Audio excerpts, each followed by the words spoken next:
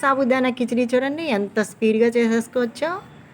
సగ్గుబియ్యం గ్లాసులు తీసుకున్నాను, బాగా శుభ్రం చేసి కడిగేసి ఒక హాఫ్ గ్లాస్ వాటర్ వేసి నానబెట్టేసాను ఒక 5 గంటలు. వేరుశనగ గుళ్ళు, ఎండుమిరపకాయలు, జీలకర్ర వేసి పొడిగా డ్రైగా వేపేసాను, అది మిక్సీ పట్టేసాను. ఎండుమిరకాయ, ఆవాలు, పచ్చెనపప్పు, జీడిపప్పు వేసి వేపేసాను.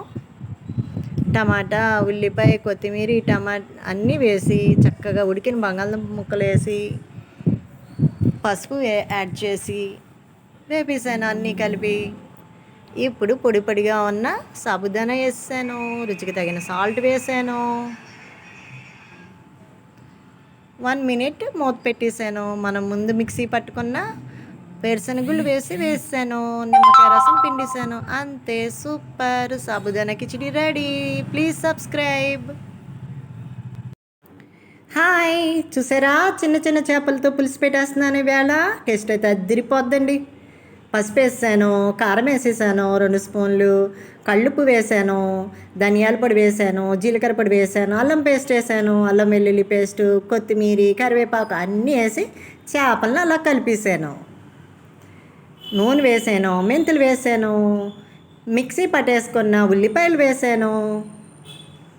అవి బాగా దోరగా వేగిపోయాక పచ్చిమిరకాయలతో పాటు చిన్న టమాటా వేసాను కట్ చేసి. టమాటా కూడా వేగిపోయింది. కరివేపాకు, కొత్తిమీర వేసాను, మనం కలుపుకున్న చేపలు వేసేసాను. చింతపండు రసం కూడా వేసేస్తున్నాను.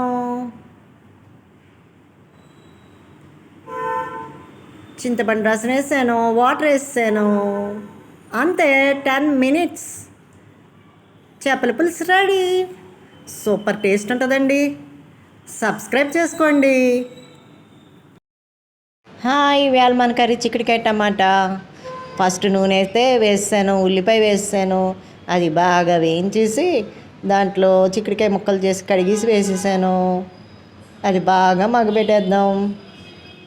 పసుపు వేసి సాల్ట్ వేసేసి కూరకు సరిపడా సాల్ట్ ఇప్పుడే వేసాను నేను. చక్కగా 2 కలిపి మగ్గబెట్టేసాను. అది మగ్గిపోయిన తర్వాత ఇప్పుడు టమాటా వేసేసాను, కొత్తిమీర కూడా వేసాను. మళ్ళీ అన్నీ కలిపేసి 1 నిమిషం మూత పెట్టేద్దాం.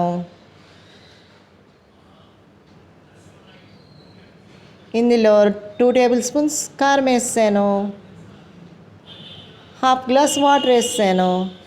ఇంకా పొయ్యి మీద పెట్టి ఒక విజిల్ రానిస్తే ఉంటుంది curry.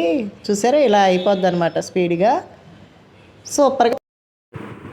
Hi, crispy rava dosa super taste. 1 cup suji, 1 cup ఏమో బియ్యం పిండి, పెద్ద టీ స్పూను గోధుమ పిండి వేసాను, జీలకర్ర వేసాను, కొత్తిమీర, కరివేపాకు వేసాను, అల్లం తరిగి వేసాను, 2 స్పూన్లు పెరుగు వేసాను, సాల్ట్ వేసాను. అంతే, అట్లా పల్చగా కలిపేసుకోవడమే. వాటర్ ఎక్కువ పోసుకొని పావు గంట పక్కన వదిలేసుకుంటే పెనం బాగా కాల్చేసుకోవాలన్నమాట.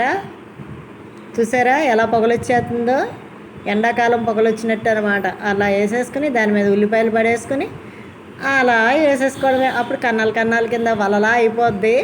అదే అందుకే రోస్ట్గా కాలిపోద్ది అనమాట రవ్వ దోశ. అంతే, వేడివేడిగా తినేయచ్చు మనం. ఇలా మనకి ఎన్ని దోశలు కావాలంటే అన్ని దోశలు ఇలా వేడివేడిగా వేసేసుకోండి. సూపర్గా ఉంటుంది. టేస్ట్ అయితే అదిరిపోద్దండి, మామూలుగా ఉండదు. కొబ్బరి చట్నీతో కానీ శనగపప్పు చట్నీతో కానీ తింటే ఉంటుంది ఇంకా సూపర్. హాయ్, చూసారండి నేను చూపించిన బాటిల్లోది మంచి ఔషధం అండి. తలనొప్పి, ఒళ్ళు నొప్పులకి అన్నిటికీ మంచి గుణం కలిగిందండి. అది వెంటనే చిటికలో తగ్గిపోద్ది. దీన్ని ఎలా తయారు చేస్తున్నానో చూడండి మీరు. ఇంక మీరు బయట విక్స్ అది కొనుక్కోరు. నేను ముందుగా పచ్చకర్పూరం వేసాను, అలాగే ఇప్పుడు పుదీనా పువ్వు వేస్తున్నాను. ఇప్పుడు ఎర్రగా ఉంది కదండి, అది వాము పువ్వు. నేను 3 సమపాళ్ళలో తీసుకున్నానండి. ఆ 3 కలిపి ఇప్పుడు చూసారా, కలుపుతుంటే స్పూన్తో వాటర్ కింద కనిపిస్తుంది కదా, ఇలా కలిపేసి ఒక 1 అవర్ 2 అవర్స్ పక్కన వదిలేసారనుకోండి, మూత పెట్టేసి మనకి లిక్విడ్ కింద తయారైపోద్ది. ఇక మనం బయట జెండు బాములు, మెంతో ప్లస్లు కొనుక్కోక్కర్లేదండి.